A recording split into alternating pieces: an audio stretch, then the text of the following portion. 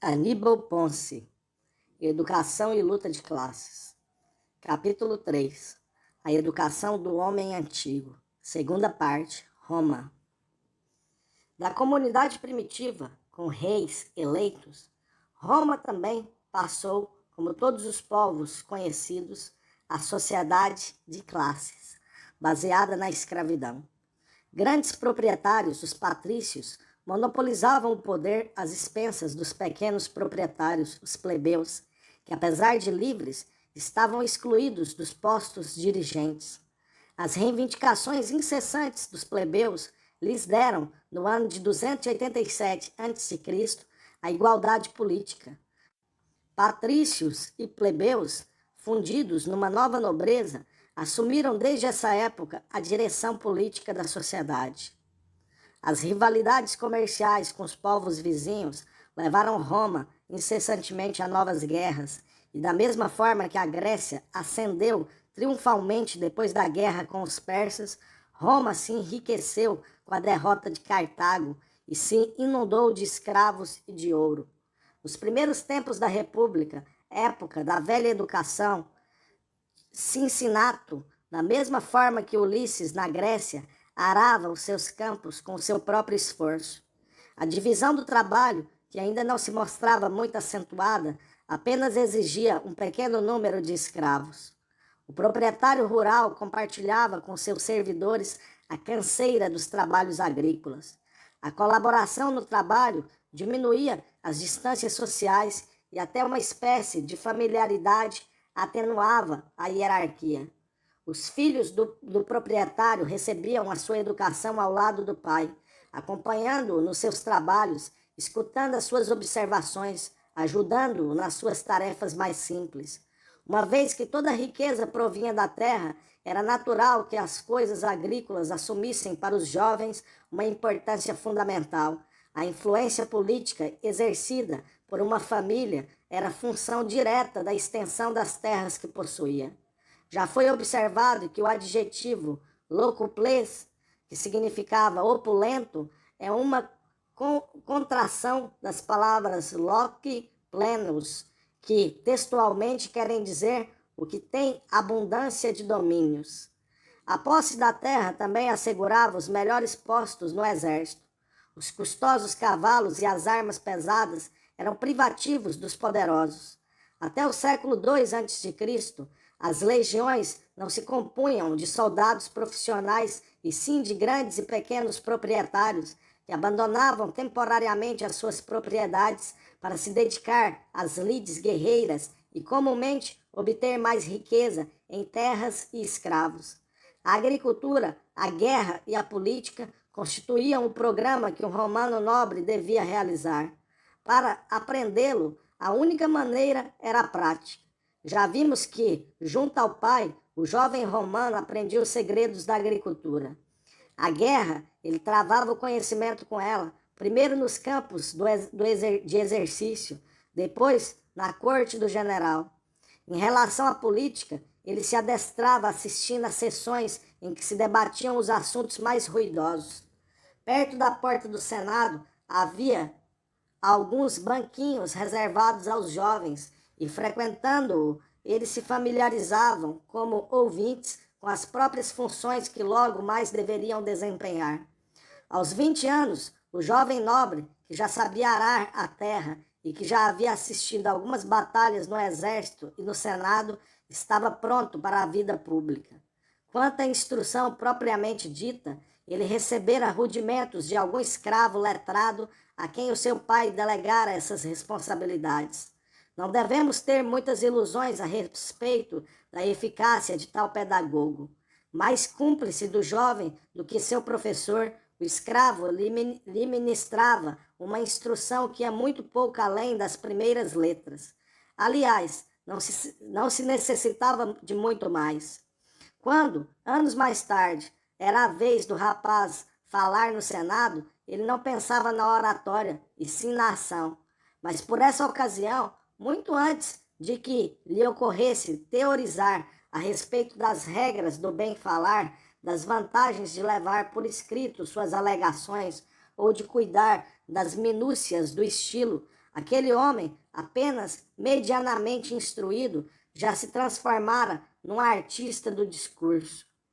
Segundo o conceito dos romanos, o orador era o homem por excelência. Em uma fórmula conhecida, Catão o definiu, abre aspas, como um homem de bem, vir bonus, hábil na arte de falar, fecha aspas. A fórmula é vaga se prestamos atenção apenas às palavras. De fato, o que quer dizer na realidade homem de bem?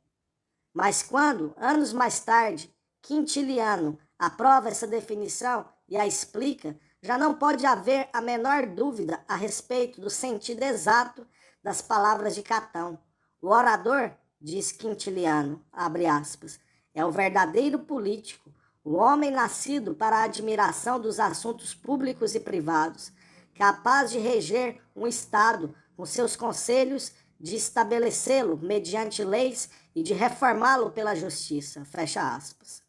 E mais adiante, depois de reconhecer o retrato do orador perfeito no personagem que Virgílio apresenta, tranquilizando com suas palavras o populacho amotinado, afirma, abre aspas, eis aí, antes de tudo, o homem de bem, fecha aspas.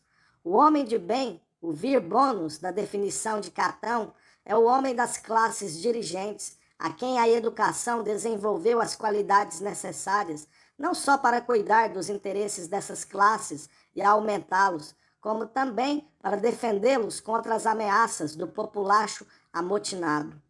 Era essa, em suas linhas mestras, a educação e o ideal de um romano opulento, locuples, nos velhos tempos da virtude republicana.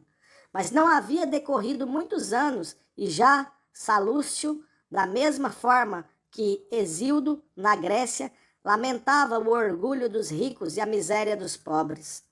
A grande propriedade, crescendo às expensas da pequena, não só aumentava o número dos que nada tinham, como também exigia, cada vez mais, com mais urgência, uma multidão de trabalhadores escravos. Se, nos meados do século V a.C., só existia um escravo para cada 16 homens livres, depois da Segunda Guerra Púnica, o número de escravos era o dobro do de homens livres. A conquista das Gálias, realizada por Júlio César, rendeu mais de 1 milhão de escravos e o próprio César, de uma feita, vendeu mais de 50 mil. Nas grandes casas romanas, havia um escravo especial chamado nomenclator, cuja única missão era carregar a lista dos escravos do Senhor. E é sabido que, na opinião de Horácio, ter apenas 10 escravos já era um sinal de miséria. As gloriosas legiões romanas eram seguidas por um bando de mercadores de escravos, os mancones, que compravam aos soldados os seus prisioneiros. Dessa forma, abre aspas, roendo os povos até os ossos, fecha aspas, Roma assegurou às suas classes dirigentes o ócio com dignidade de que falava Horácio, sem nenhuma remuneração, sem ser interrompido pelo serviço militar nem pelas guerras, o trabalho do escravo produzia um rendimento contínuo. A enorme divisão do trabalho a que se podia chegar com semelhante massa de escravos atribuía a cada homem um reduzido setor especializado, com as consequentes vantagens para a produção. E essa especialização havia chegado a tal ponto entre os escravos que Cícero criticava Pisão, dizendo de mau gosto o fato de o escravo que recebia as visitas desempenhar também uma função qualquer na cozinha da casa. Mas, à medida que os domínios rurais aumentaram de tamanho, levando também a um aumento do número de escravos, as relações entre amo e escravo adquiriram um aspecto diferente do que tinham na época da pequena propriedade. Vivendo longe das suas terras, o romano nobre já não era um colaborador dos seus escravos, que estavam debaixo das ordens de um intendente, um liberto ou um escravo de confiança, que cuidava atentamente das rendas do seu patrão. Apareceu então o desprezo pelo trabalho como uma ocupação própria de escravos, de modo que em Roma também vamos encontrar, sem grandes variações, o mesmo antagonismo entre trabalho e ócio, que assinalamos anteriormente na Grécia. É evidente que só pelo terror é que seria possível manter na obediência um tão grande número de escravos.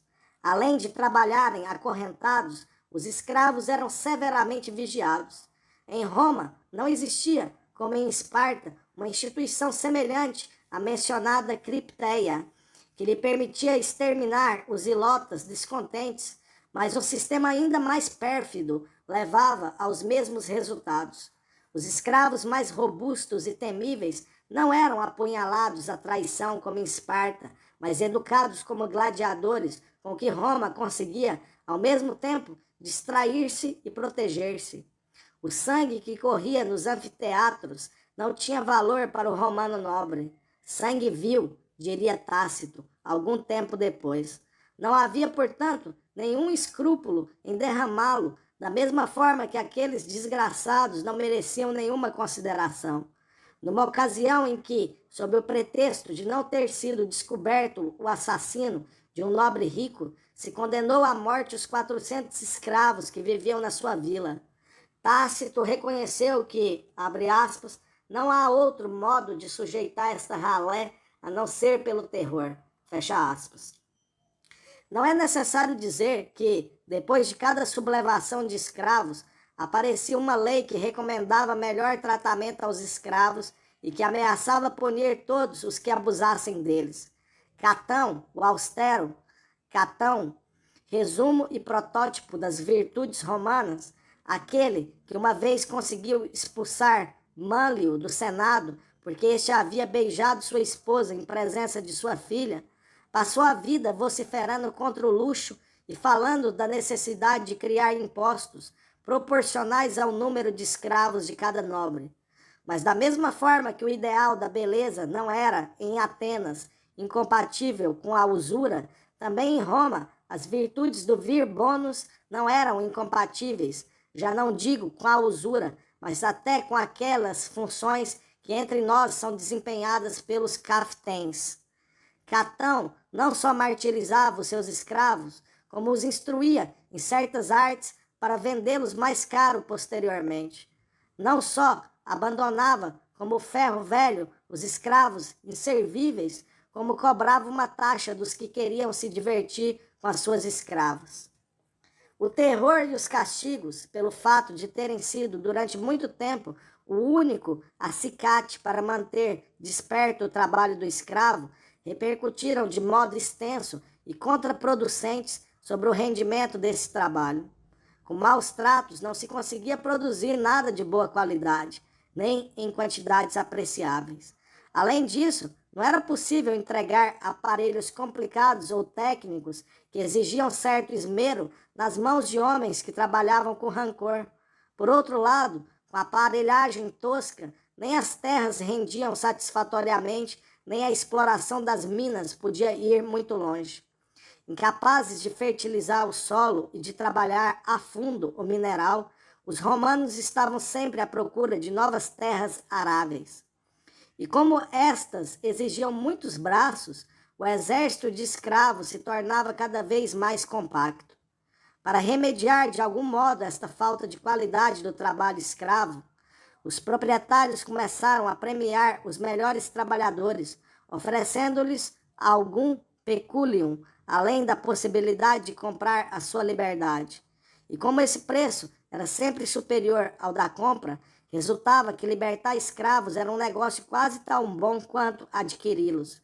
Os escravos libertos e os pequenos proprietários, que no século IV a.C. foram arruinados pelos latifúndios, passaram a se dedicar ao comércio e às indústrias livres. Da mesma forma que os periecos espartanos e os metecos atenienses, estes comerciantes e artesãos não deviam ao Estado nada do que sabiam. Os que haviam sido antigos escravos aprenderam o seu ofício em casa dos seus amos, de algum velho e instruído escravo. Nesse sentido, cada lar romano foi para os escravos uma escola elementar de artes e ofícios.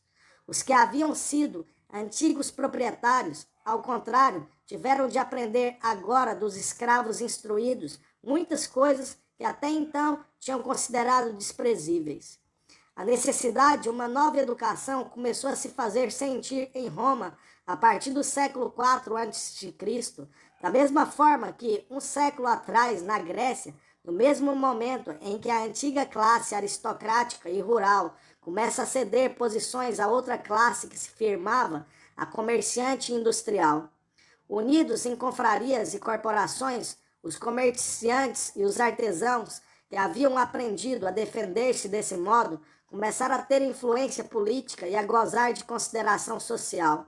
A partir do século III a.C., eles têm lugar de honra nos espetáculos e passam a ser convidados para os banquetes. Fatos muito importantes devem ter acontecido para que a aristocracia latifundiária haja começado a se retirar diante dessa nova aristocracia do dinheiro. De fato, não tinha limites o desprezo que os velhos aristocratas sentiam por tudo que se referia aos negócios. Leis estritas, que possivelmente nunca foram cumpridas ao pé da letra, mas que ilustram bastante pela clara intenção que tinham, proibiam aos senadores armar navios de mais de 300 ânforas, isto é, só podiam armar navios de uma tonelagem tão exígua que não podiam servir para atividades comerciais. A nova nobreza, a dos cavaleiros, se encarregou precisamente de todos esses negócios honestos e desonestos que a nobreza senatorial julgava indignos de efetuar diretamente. Diretamente, entenda-se bem, porque aqueles patrícios orgulhosos não tinham o menor escrúpulo em equipar, em nome dos seus escravos e libertos, os mesmos navios que não podiam fretar em seu nome. O desprezo por todas as formas de trabalho não deixou de ser, por isso, o traço fundamental da nobreza.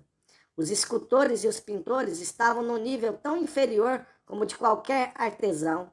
Só se conhece, em Roma, um jovem nobre que se dedicou a esses misteres, o neto de Messala. Mas essa exceção não pode ser mais eloquente. Messala permitiu que ele aprendesse pintura porque se tratava de uma criança surda-muda. Mas, como já dissemos, a partir do século IV a.C., os membros da nova classe começaram a ter opinião diversa. Achando insuficiente a educação ministrada até então aos nobres, começaram a exigir uma nova educação. Apareceu então em Roma, da mesma forma que anteriormente havia acontecido com a Grécia, uma turba de professores, os Ludi Magister, para a educação primária, os gramáticos, para a média e os retores para a superior. A primeira notícia segura a respeito de uma escola primária em Roma data do ano de 449 a.C. Tratava-se de uma escola particular, aliás, como todas as da época, para onde as famílias menos ricas enviavam seus filhos. As que não podiam pagar professores particulares para os seus filhos entravam em acordo para custear os gastos de uma escola. Artesão como qualquer outro, o professor primário, Ludi Magister, era um antigo escravo, um velho soldado ou um proprietário arruinado que alugava um estreito compartimento chamado pergula e abria ali a sua loja de instrução. Como as instalações davam para a rua, todos os ruídos chegavam até a escola. E para que a semelhança com os outros negócios fosse completa, as primeiras escolas que se abriram em Roma se instalaram no foro, entre as 1001 tendas de mercadorias que ali existiam. Não é necessário dizer que o ofício de professor, da mesma forma que qualquer outro em que se ganhava um salário, era profundamente desprezado. Aos olhos dos romanos, da mesma forma que na opinião dos gregos, o salário era uma prova de servidão. E é sabido que Sêneca, depois de Cícero, se recusou a incluir a profissão de professor entre as profissões liberais, isto é, entre as profissões dos homens livres. Os Ludi Magister eram, sem dúvida, homens livres, mas o fato de terem de trabalhar para viver os situava em um plano de nítida inferioridade. A sorte dos artesãos era de fato terrível. O homem livre, mais pobre, que queria trabalhar honradamente, tinha que competir com o trabalho escravo, muito mais barato do que o seu. A desvantagem dessa situação o manietava com dívidas que não podia redimir e em pouco tempo passava da sua miserável liberdade a olhar invejosamente para a situação menos miserável, talvez, dos escravos. Mal instaladas, as escolas de primeiras letras dispunham apenas de uns bancos para os alunos e de umas cadeiras para o mestre. Poucos cubos, esferas quase sempre, alguns mapas às vezes, eis todo o material escolar disponível. Com a vara na mão, o mestre fazia os alunos repetirem interminavelmente monótonas lições a respeito do texto das 12 tábuas. O pagamento obtido pelos mestres era naturalmente muito exíguo, a ponto de eles serem forçados a exercer conjuntamente outros ofícios, como o de copista, por exemplo. Mas também havia outra circunstância que agravava ainda mais a sua desgraça. Em princípio, o professor não estava legalmente autorizado a cobrar pelo seu ensino, ainda que se admitisse que recebesse presentes dos seus alunos. Posteriormente, esses presentes tenderam a se transformar em salário fixo, pago pelas famílias dos alunos, mas as leis continuaram ignorando a existência desse pagamento, tanto que, até o fim do Império, não era possível reclamar juridicamente contra os pais que se recusavam a pagar as lições recebidas pelos seus filhos. A situação era um pouco diferente em relação aos mestres do ensino médio, gramáticos, e aos do ensino superior, retores. Enquanto Roma foi um estado pequeno, as suas classes dominantes puderam se contentar com a limitada educação que mencionamos. Mas à medida que o comércio e as guerras foram fazendo com que ela entrasse em contato com outros povos e foram provocando novas necessidades, a instrução sumária de que falamos deixou de ser suficiente.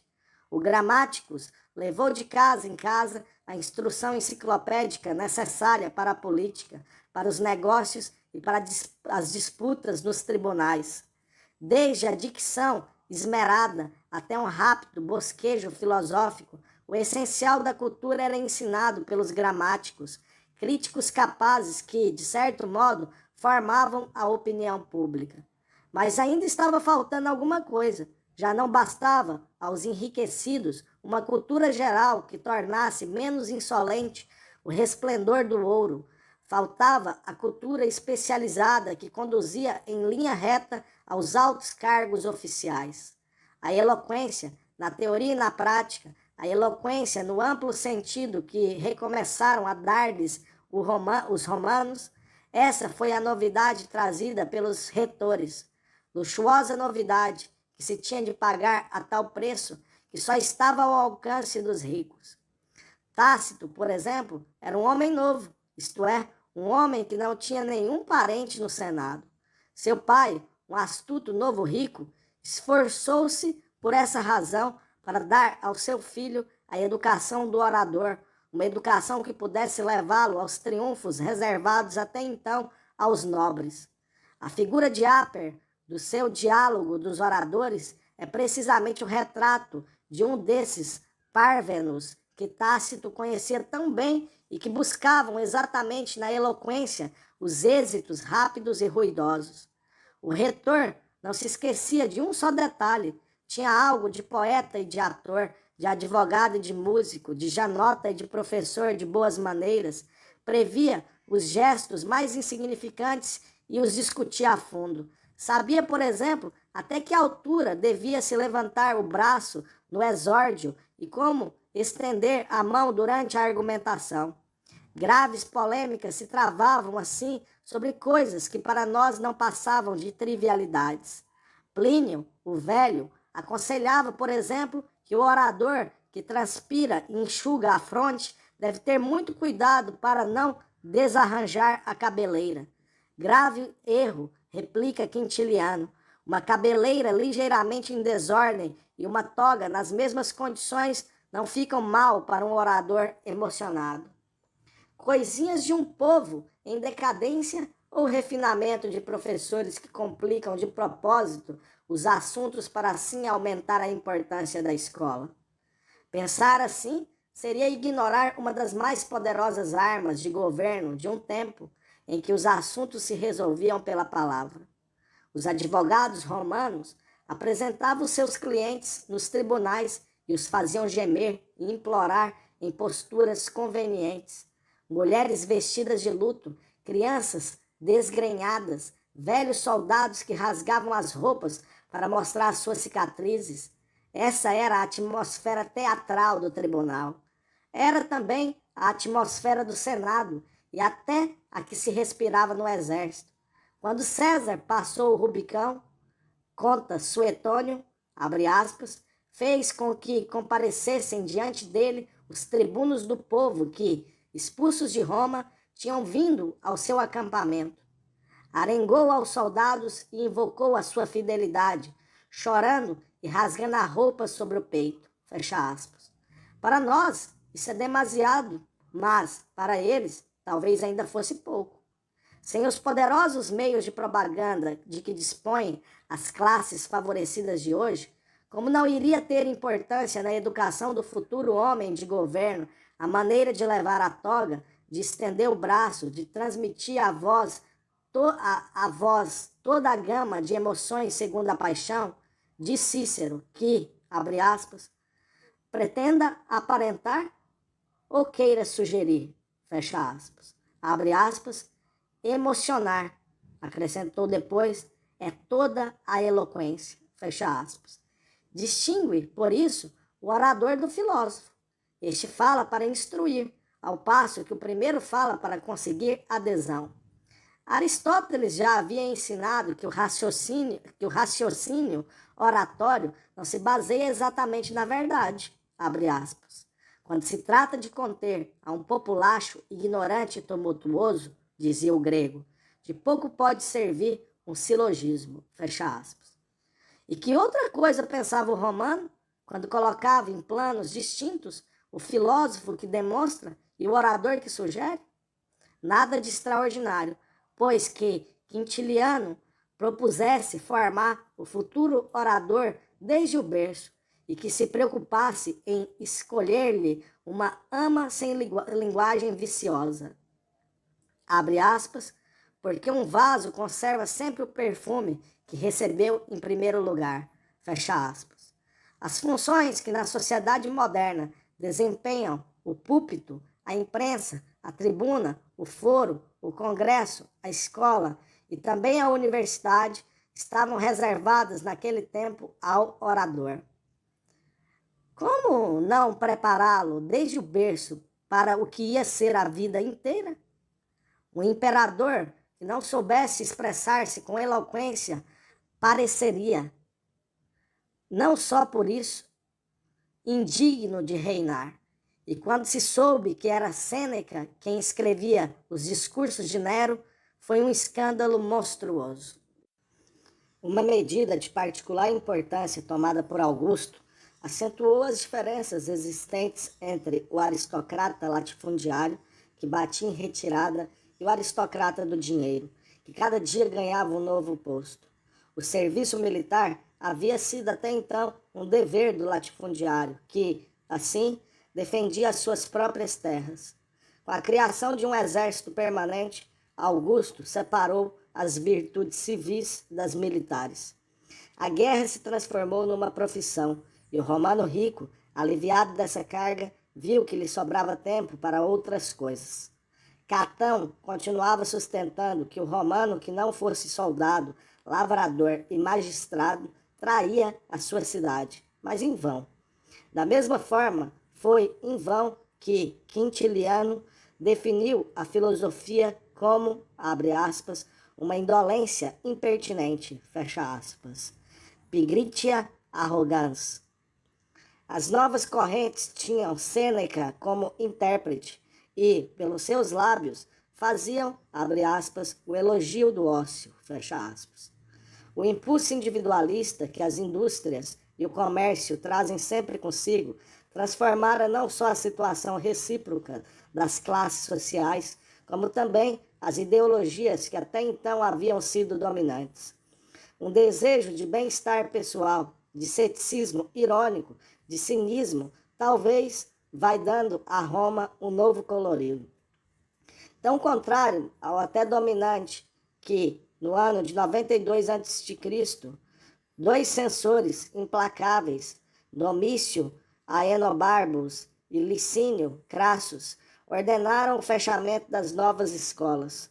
Enquanto a retórica foi ensinada em grego, a sua difusão não inquietou ninguém, porque, ficando reduzida ao pequeno círculo das pessoas cultas que falavam esse idioma, acreditava-se que as novidades não seriam perigosas. Mas os novos retores começaram a ensinar em latim, isto é, no idioma de todos. Como é que os velhos patrícios, que durante vários séculos se opuseram a que os plebeus conhecessem o texto das 12 tábuas, não se iriam opor agora a essa invasão da classe média no próprio terreno da cultura? Abre aspas, nossos antepassados, diz o édito, regulamentaram o que queriam que fosse ensinado às crianças, bem como quais as escolas que deveriam frequentar. No que tange às novidades que são contrárias aos hábitos e aos costumes dos nossos pais, elas nos desgostam e achamos-las condenáveis. Fecha aspas. As novas escolas foram fechadas, mas algum tempo depois elas ressurgiram mais fortes e triunfantes. A causa dos grandes proprietários que os censores defendiam no fronte pedagógico já estava perdida havia muito tempo. De que modo ela poderia afirmar-se num terreno que estava, juntamente com outros, sendo conquistado pela nova aristocracia do dinheiro?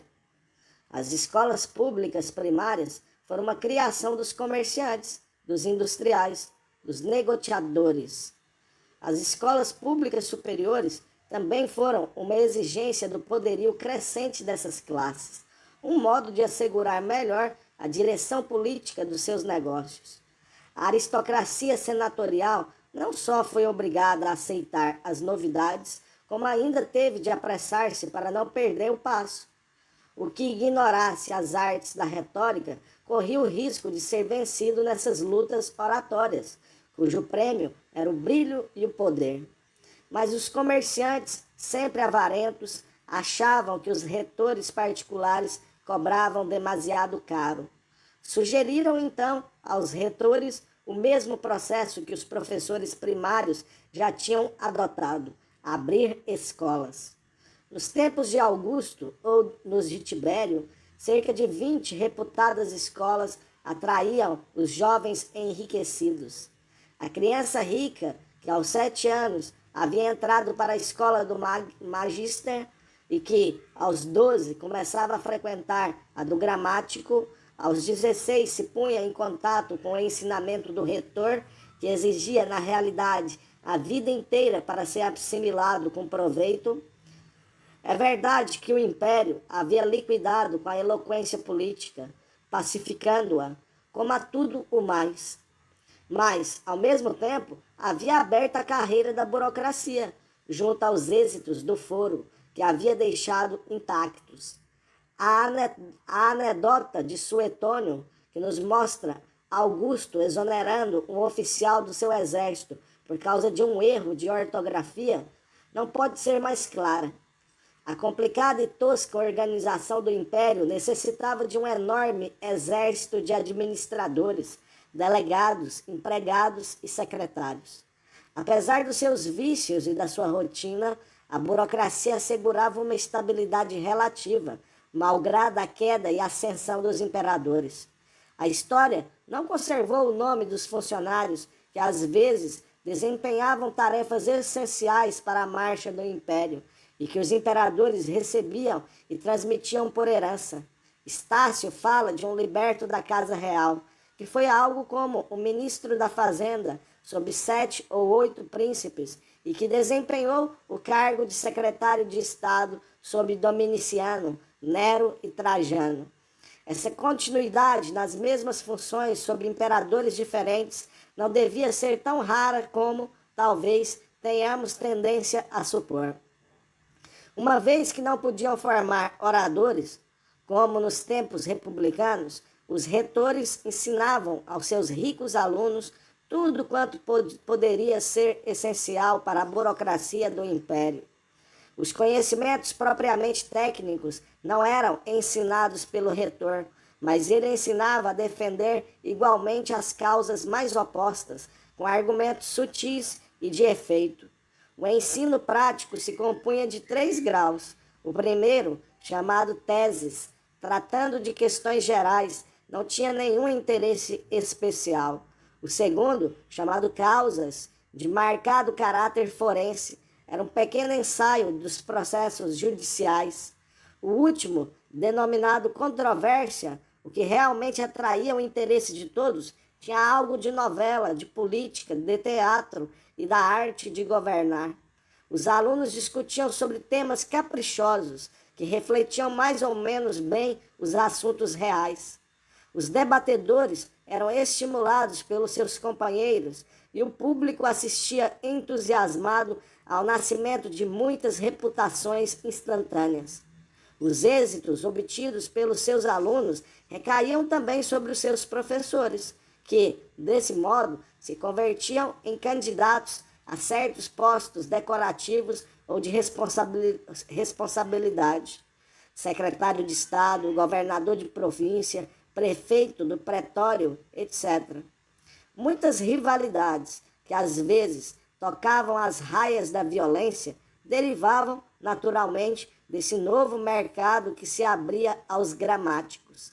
Esse fato é tanto mais singular porque a concorrência entre comerciantes e entre artesãos não pôde existir na antiguidade, a não ser em proporções muito escassas. O comércio e a produção naqueles tempos eram muito diversos dos de agora. O comércio se resumia quase que exclusivamente a objetos de grande valor, os únicos que podiam suportar grandes despesas de transporte. Pelas mesmas razões, o tráfico de mercadorias só interessava ao pequeno núcleo formado pela classe proprietária. O comerciante não se interessava em satisfazer uma vasta clientela, e sim em servir a uns quantos fregueses poderosos. Da mesma forma, ou talvez em escala ainda mais reduzida, eram as lutas entre artesãos. O desejo de produzir mais e melhor, que leva à concorrência, se desenvolve paralelamente ao grau de desenvolvimento do mercado em causa. Num regime econômico assentado sobre a escravidão, esse mercado não só é exíguo, como também o artesão livre se encontra em situação inferior à do escravo, cujo trabalho é muito mais barato. No lar do patrão, os escravos produziam não só para as necessidades do amo e para as suas próprias, como também para as do comércio. A concorrência entre proprietário de escravos e o trabalhador livre não poderia ser mais ruinosa para este último. Havia, entretanto, entre certos artesãos, a possibilidade de competir, porque não tinham de enfrentar no seu ofício a rivalidade do trabalho escravo. Esses novos artesãos foram, precisamente, os retores e os filósofos, em primeiro lugar, e os gramáticos, em segundo. Quanto mais crescia a burocracia do império, mais se acentuava a concorrência entre os professores que preparavam candidatos para os cargos oficiais. Em várias cidades do império, Alton, Bordeaux, Atenas, o ensino passou a ser uma verdadeira indústria, de que dependia a prosperidade dessas cidades. Os professores disputavam entre si futuros alunos.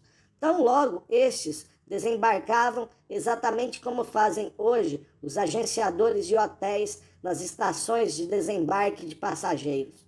Alguns subornavam os escravos que acompanhavam os jovens, ao passo que outros, como conta Filóstrato, chegavam ao cúmulo de incluir entre os méritos das suas escolas a formosura de certas criadas condescendentes, cuja conduta leviana destoava não pouco da castidade da filosofia.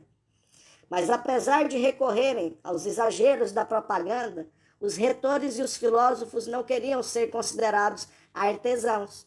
Que os professores primários fossem incluídos na turba desprezível dos assalariados lhe parecia muito bem.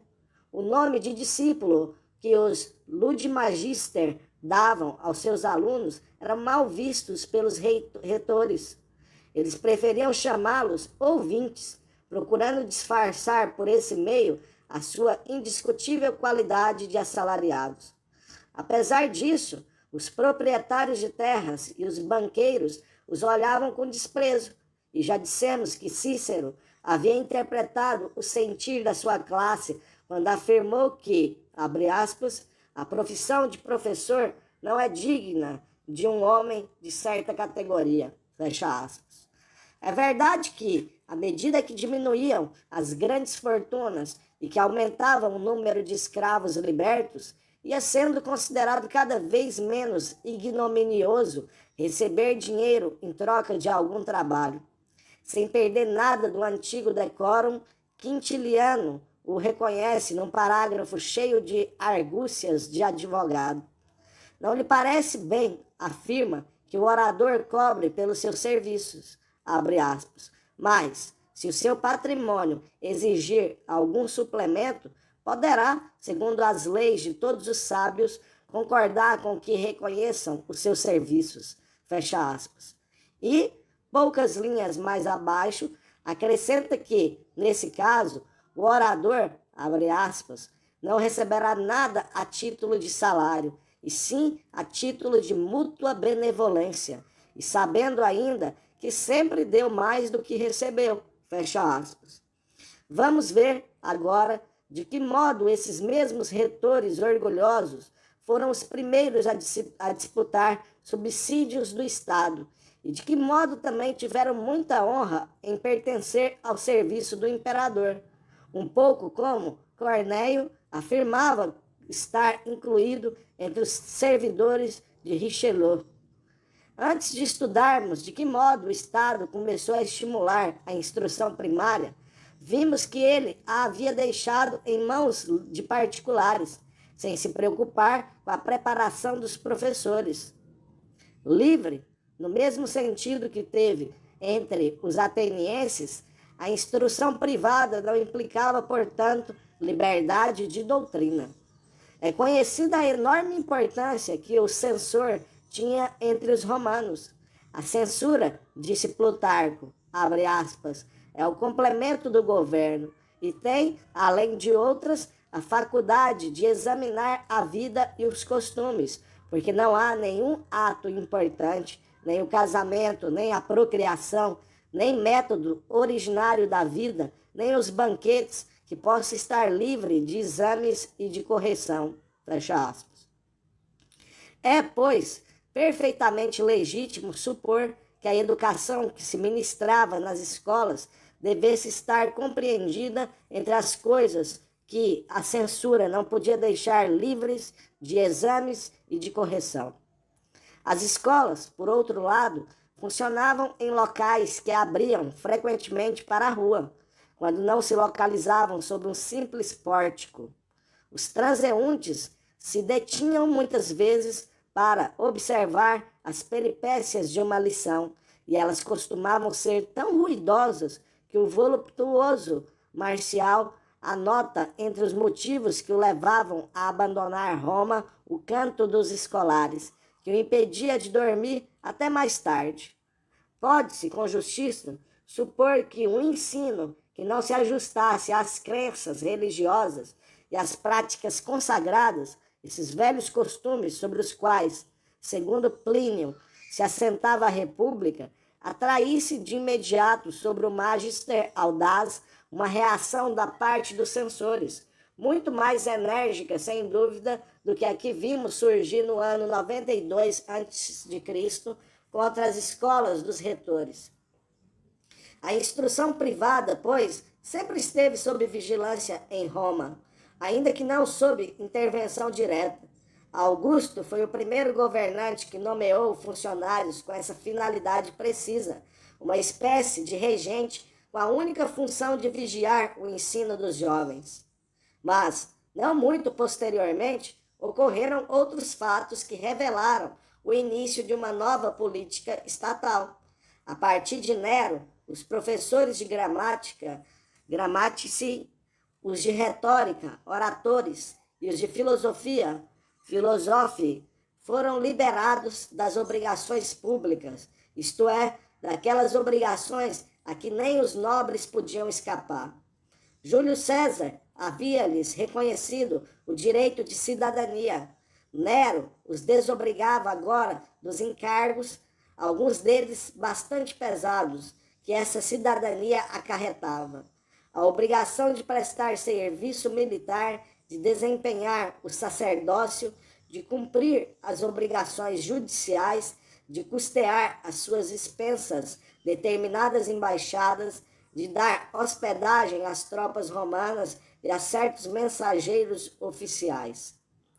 Libertar os professores desses encargos públicos significava, pois, que as classes governantes estimulavam o ensino superior, reconhecendo-o como um instrumento vital para o seu próprio domínio. E falamos em ensino público superior porque esse privilégio não foi outorgado aos professores primários, que por estarem em contato direto com os cidadãos pobres e com os desprezíveis artesãos, não podiam interessar as classes superiores. Vespasiano deu um passo além, ano 70 ou 79, ao conceder subsídios a determinados retores, sempre aos retores e nunca aos professores primários, que eram os que realmente necessitavam de ajuda. O ensino, que até então havia sido uma indústria livre, tendia a dividir-se em duas partes: o ensino superior, cada vez mais protegido, e o ensino inferior livre, submetido a todas as formas de concorrência. Adriano tornou permanentes os subsídios que até então haviam sido irregulares e pôs em prática duas iniciativas importantes. Colocou à disposição dos retores um amplo local do Estado, o Ateneu Romanum, para que ditassem as suas lições, e incorporou juristas ao conselho do imperador, até então integrado apenas por senadores. Até o século II a.C., o ensino do direito foi tão livre como qualquer outro ensino. Aprendia-se direito ouvindo-se os jurisconsultos, quando estes eram abordados pelos seus clientes, isto é, convivendo com os mestres mais ilustres. Mas, a partir de Adriano, o ensino do direito começou a ser particularmente cuidado. O Estado necessitava, sobretudo, da ciência dos administradores e, ao incorporar jurisconsultos ao conselho do imperador, demonstrava de maneira clara que classe de especialistas a burocracia requeria. Antônio Pio estendeu as regalias de que falamos a certa espécie de professores que preparavam secretários e copistas, com o que acentuou a orientação que o ensino já representava, de preparar candidatos aos empregos públicos. O mesmo Antônio Pio, ou talvez Marco Aurélio, exigiu que as cidades mais importantes do império custeassem com as suas rendas os salários dos retores e dos filósofos. Ainda que o imperador interferisse na instrução, subvencionando professores ou incitando as municipalidades a fazerem o mesmo, não havia ainda ensino a cargo do Estado. Até o século V, os professores não eram funcionários do Estado, mas já eram funcionários das municipalidades. Estas aceitaram de má vontade a nova carga que o Império havia lançado sobre as suas costas e trataram de fugir a essa obrigação enquanto puderam. Isso significava que os professores recebiam seus salários com muita irregularidade, às vezes um ano sim, outro não. Libânio refere-se aos professores de Antioquia que nem ao menos tinham uma casa para morar e que habitavam vivendas improvisadas como os remendões de sapatos, abre aspas, empenhavam as joias de suas escolas, empenhavam as joias de suas esposas, afirma. E quando vem o padeiro, tem vontade de segui-lo, porque sentem fome, mas, ao mesmo tempo, precisam fugir por causa do que lhe devem, fecha aspas. A situação chegou a tal ponto que Constantino baixou uma lei ordenando que os seus salários fossem pagos pontualmente.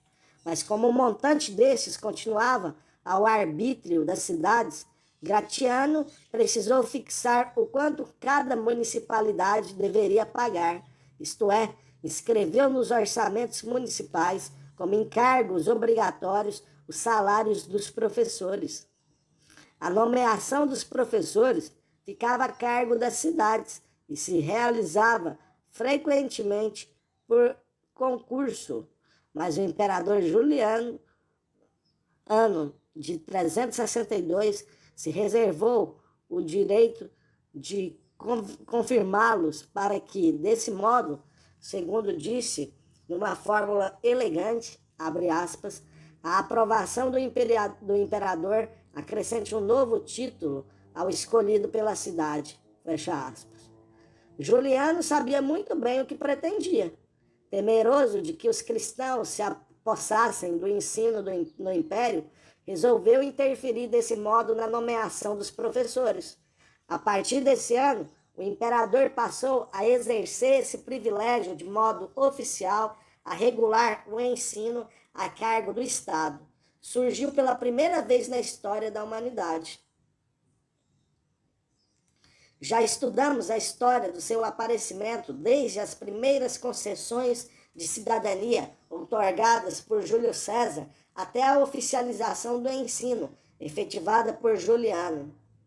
Teodósio e Valentiano, ano 425, foram até o limite extremo, estabelecendo monopólio estatal, isto é, proibindo qualquer forma de ensino fora do estatal. Que fator dirigiu tão complicada evolução?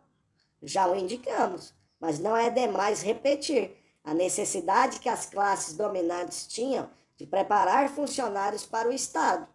Se excetuarmos os poucos arquitetos e geômetras que as técnicas rudimentares da época exigiam, pode-se dizer que os funcionários públicos se formavam nas escolas e que era com essa finalidade e não por outro motivo que o Estado preocupava em ensinar.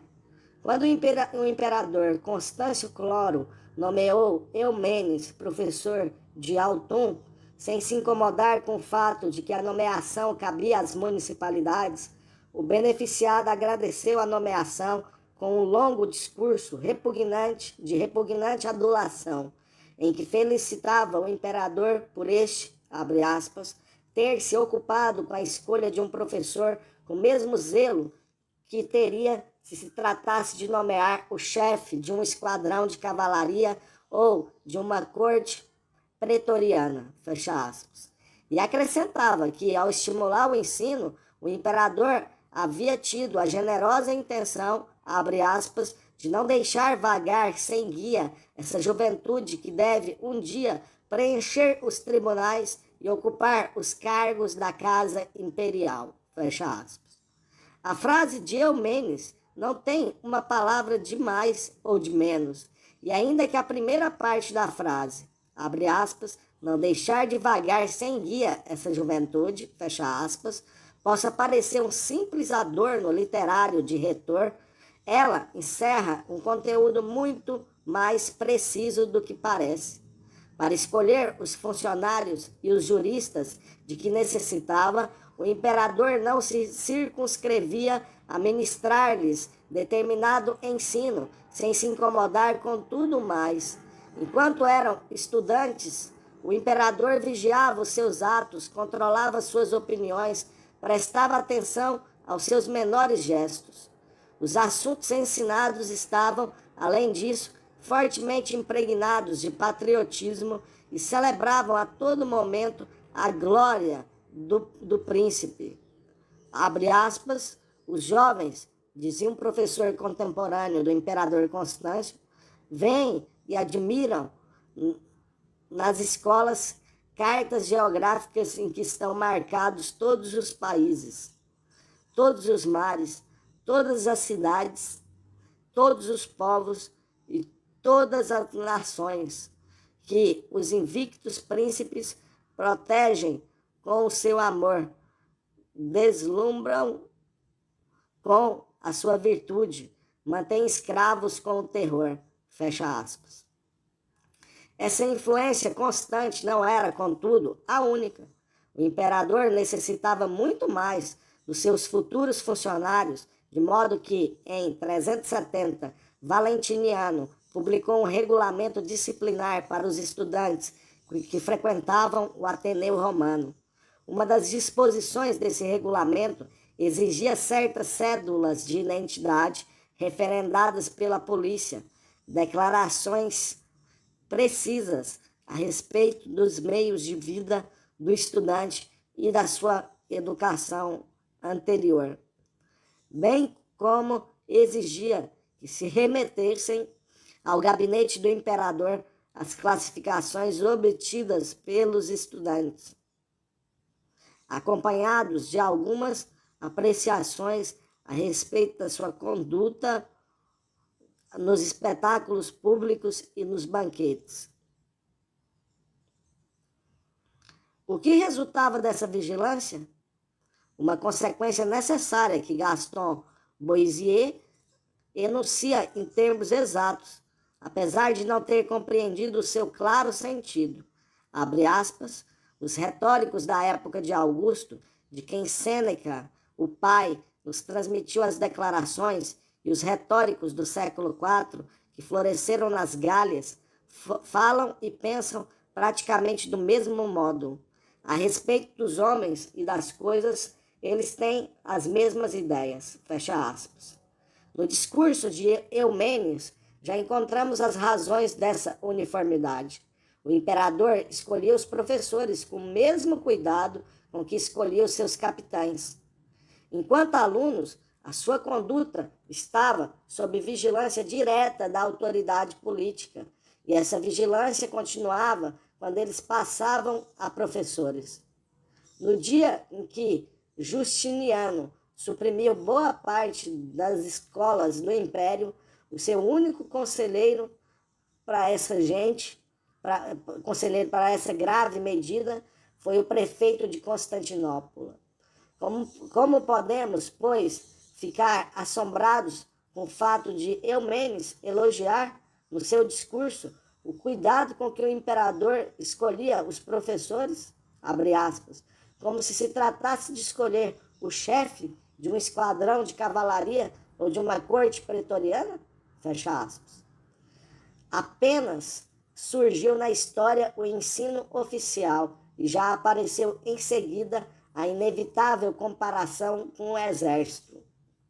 O corpo de professores é um regimento que defende, como o militar, os interesses do Estado e que caminha com ele ao mesmo passo.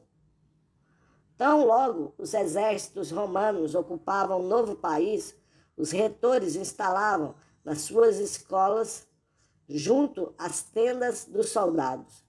O retor seguia as pegadas do general vitorioso, da mesma forma que o general seguia as pegadas dos comerciantes, e isso tanto nas areias da África quanto nas neves da Bretanha. Plutarco descreveu com que habilidade foi necessário servir-se da educação para habituar os espanhóis a viverem em paz com os romanos. Abre aspas, as armas não tinham conseguido submetê-los, a não ser parcialmente. Foi a educação que os domou. Fecha aspas. Depois da comparação dos professores com os capitães, nós os vemos agora domados como aqueles a serviço das classes superiores, reduzindo inimigos fora de Roma quebrando rebeldes dentro de Roma. Em uma comédia de Plauto chamada Os Cativos, os escravos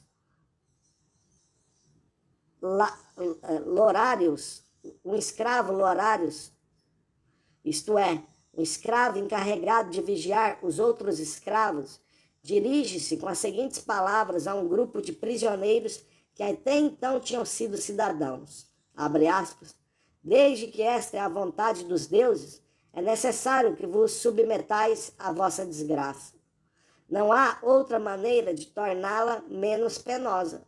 Sei que ereis de condição livre, mas, uma vez que agora sois prisioneiros, fareis mais ligeira a nossa servidão, se vos mostrardes mais submissos à vontade do amo.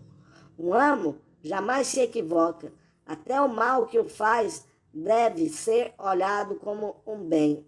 Fecha aspas.